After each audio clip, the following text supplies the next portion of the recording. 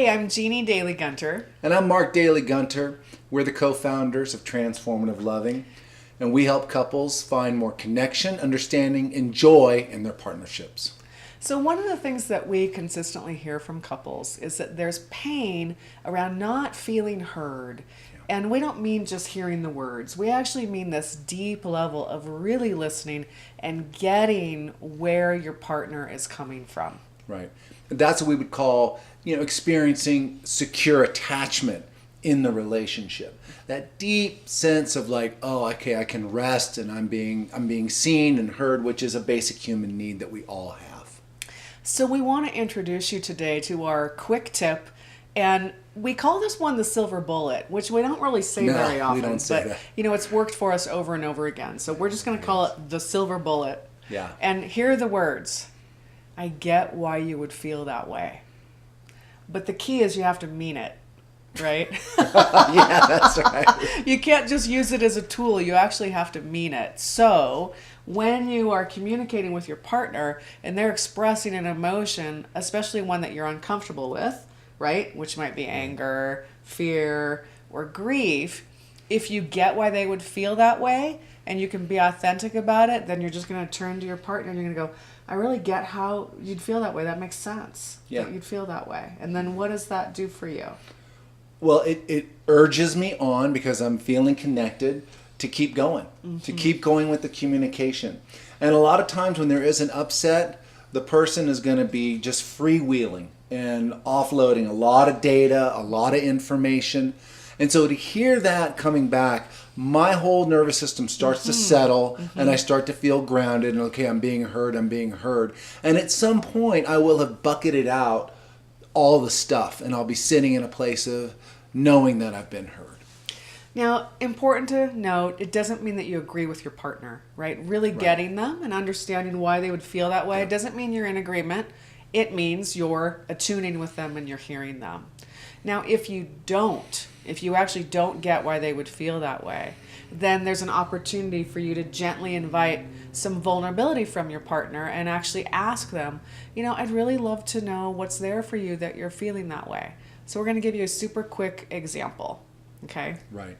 So we were in Sydney. We had one day in Sydney, a sightseeing tour. And so we made a plan to go and do a sightseeing route. And once we got on the ferry, we started going to the harbor. We got to the first stop. Jeannie said, hey, this is a great view of the Opera House. Let's get off and let's walk back across the bridge, changing all of the plans that we just made. And, there was this urgency because the boat had come up on the dock. We had 15 seconds to get off. And so Jeannie really corralled me like a little sheepdog. Like, let's go, we're going. And I got flooded. And I went through all these feelings of anger and fear. But I did. I marched off the boat. And then there I was off the boat just seething. Hey, I could tell. I was like, what? So initially, I didn't get why he was upset. But rather than reacting, and this is the point where, we have to use our tools. Rather than reacting, I said, honey, can you tell me what's going on for you? What's going on for you that I can tell you're angry? What's going on? Yeah, and that's when I launched. I launched into feeling like, I didn't have any say-so. We made the plan. You changed the plan. I felt angry and I felt, sad. And as I started to go, Jeannie was, keep prompting me, well, makes sense you would feel that way.